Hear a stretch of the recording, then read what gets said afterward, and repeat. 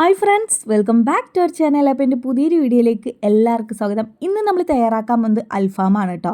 വളരെ പെട്ടെന്ന് വീട്ടിൽ തന്നെ നമുക്ക് ഉണ്ടാക്കിയെടുക്കാം. ഓവനോ ഗ്രില്ലോ ഒന്നുമില്ലാതെ തന്നെയാണ് കേട്ടോ. അപ്പോൾ അത് നമുക്ക് തയ്യാറാക്കി എടുക്കാനായിട്ട് ആദ്യം അതിനുള്ള മസാല ഒന്ന് പൊടിച്ചെടുക്കണം. അപ്പോൾ അതിനായിട്ട് ഞാൻ വലിയ ജീരകം, ചെറിയ ജീരകം, പട്ട, ഗ്രാമ്പൂ, ഏലക്ക, ജാതിക്ക, ബേ ലീഫ്, കുറച്ച് വറ്റൽമുളകും എടുത്തിട്ടുണ്ട് കേട്ടോ. ഇത് നമ്മൾ ഫ്ലെയിം മീഡിയത്തിൽ ഇട്ട് വെച്ചിട്ട് കരിഞ്ഞു പോവാതെ നന്നായിട്ട് തന്നെ ഒന്ന് വറുത്തെടുക്കണം കേട്ടോ. എല്ലാതും ചൂടായി വന്നിട്ടുണ്ട്. ഇനി ഫ്ലെയിം ഓഫ് ചെയ്തിട്ട് ഇതൊന്ന് ചൂടാറിയ ശേഷം മിക്സിയുടെ ജാറിലേക്ക് ഇട്ട് കൊടുത്തിട്ട് നന്നായിട്ട് തന്നെ പൊടിച്ചെടുക്കാം. ഇത് പൊടിച്ചെടുക്കുന്ന സമയത്ത് നമ്മൾ വറുത്തെടുത്തിട്ടുള്ള വറ്റൽ മുളക് മാത്രം ഞാനൊന്ന് ചതച്ചിട്ടാണ് കേട്ടോ എടുക്കുന്നുള്ളൂ. ഒരുപാട് പൊടി പോലെ ഫൈൻ പൊടിയാവാതെ ലേശം ഒന്ന് നമ്മളിങ്ങനെ ചില്ലി ഫ്ലാക്സിൽ ആ ഒരു രീതിയിലാണ് കേട്ടോ ആക്കിയെടുക്കുന്നത്. ബാക്കിയുള്ളതെല്ലാം നല്ല ഫൈനായിട്ട് തന്നെ പൊടിച്ചെടുത്തിട്ടുണ്ട് കേട്ടോ. അപ്പോൾ അതാ നമ്മൾ ചിക്കനൊക്കെ നന്നായി കഴുകി വൃത്തിയാക്കിയിട്ട് അതിൽ നല്ല പോലെ വരയിട്ട് കൊടുത്തിട്ടുണ്ട്.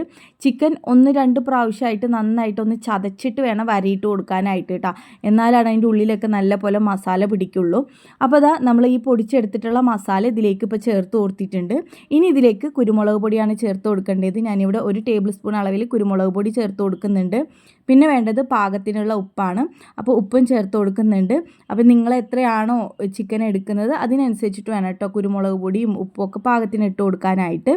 ഇനി ഇതിലേക്ക് മുളക് പൊടിയും കൂടെ ചേർത്ത് കൊടുക്കുന്നുണ്ട്. 1 ടേബിൾ സ്പൂൺ മുളക് പൊടിയാണ് കേട്ടോ ചേർക്കുന്നത്. അത്യാവശ്യം കുറച്ച് എരിവിൽ തന്നെയാണല്ലോ നമ്മൾ അൽഫാമൊക്കെ ഉണ്ടാക്കിയെടുക്കാറ്.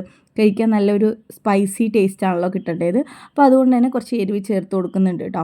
പിന്നെ ഇതിലേക്ക് കുറച്ച് മല്ലിപ്പൊടിയും കൂടെ ആഡ് ചെയ്യുന്നുണ്ട്. നമ്മൾ നേരത്തെ മല്ലി വറുക്കുമ്പോൾ ചേർത്തിട്ടുണ്ടായിരുന്നില്ല. അതുകൊണ്ട് തന്നെ 1 ടേബിൾ സ്പൂൺ അളവിൽ മല്ലിപ്പൊടിയും കൂടെ ചേർത്ത് കൊടുക്കുന്നുണ്ട്. ഇതിലേക്ക് നാരങ്ങാനീര് ചേർത്ത് കൊടുക്കുക. 1 നാരങ്ങ മുഴുവനായിട്ട് എടുത്തിട്ടുണ്ട് കേട്ടോ. അതിൻ്റെ കുരുവൊക്കെ കളഞ്ഞിട്ട് നന്നായിട്ട് പിഴിഞ്ഞെടുത്തിട്ടുള്ള നാരങ്ങാനീര് ഇതിലേക്ക് ചേർത്ത് കൊടുക്കുന്നുണ്ട്. പിന്നെ കുറച്ച് ഓയിലും കൂടെ ചേർത്ത് കൊടുക്കുന്നുണ്ട് കേട്ടോ. എന്നിട്ട് ഇതെല്ലാം അതും കൂടെ നന്നായിട്ട് തന്നെ മിക്സ് ചെയ്തെടുക്കുക. അപ്പോൾ ഇതാ മസാലപ്പൊടികളൊക്കെ ചേർത്തിട്ട് നന്നായിട്ട് മിക്സ് ചെയ്ത് എടുത്തിട്ടുണ്ട്.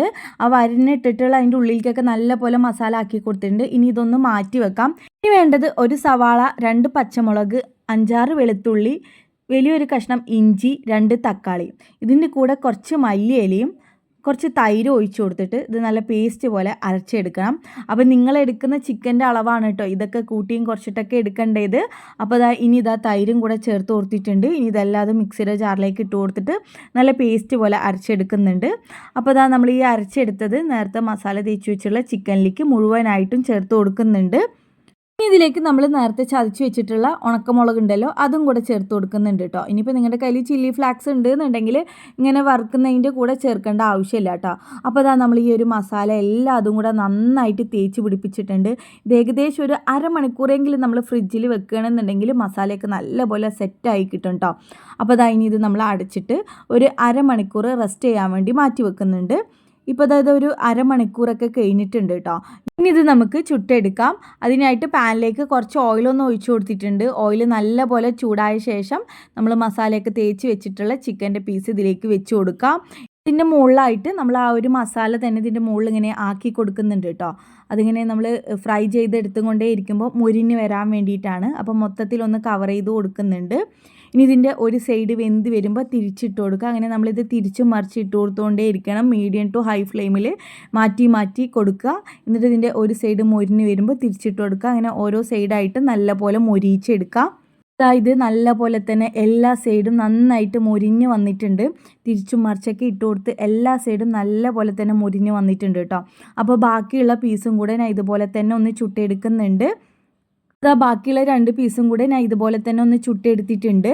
അതിനുശേഷം നമ്മൾ ഇതുപോലെ ചുട്ടെടുത്തിട്ടുള്ള എല്ലാ പീസും ആ പാനിൽ തന്നെ ഇങ്ങനെ വെച്ച് കൊടുത്തിട്ട് അതിൻ്റെ സെൻറ്ററിൽ ഇതുപോലെ ഒരു സ്റ്റീലിൻ്റെ പാത്രം വെച്ച് കൊടുത്തിട്ടുണ്ട്. നമ്മൾ മന്തിക്കൊക്കെ ചെയ്തെടുക്കാറുണ്ടല്ലോ അതുപോലെ ചെയ്തെടുക്കുകയാണ് കേട്ടോ.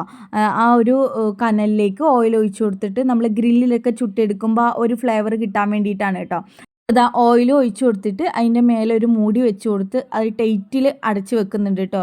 ഒരു 5 മിനിറ്റ് ലോ ഫ്ലെയിമിൽ ഞാൻ സ്റ്റൗ ഓൺ ചെയ്തിട്ടും കൂടെ ഉണ്ട്. അപ്പോൾ നല്ല അടിപൊളി അൽഫാം ഇവിടെ റെഡി ആയിട്ടുണ്ട് കേട്ടോ. ഓവനും ഗ്രില്ലൊന്നും ഇല്ലാതെ വീട്ടിൽ തന്നെ ഉണ്ടാക്കിയെടുക്കാൻ പറ്റിയ നല്ല ടേസ്റ്റി ആയിട്ടുള്ള അൽഫാമാണ്. അപ്പോൾ എന്തായാലും നിങ്ങൾ മസ്റ്റായിട്ടും ട്രൈ ചെയ്ത് നോക്കുക. വീഡിയോ ഇഷ്ടപ്പെട്ടാൽ ലൈക്ക് ചെയ്യുക, ഷെയർ ചെയ്യുക, കമൻറ്റ് ചെയ്യുക. ചാനൽ ഇഷ്ടപ്പെട്ടാണെന്നുണ്ടെങ്കിൽ ചാനൽ ഒന്ന് സബ്സ്ക്രൈബ് ചെയ്ത് സപ്പോർട്ട് ചെയ്യുക. Thanks for watching my video. By.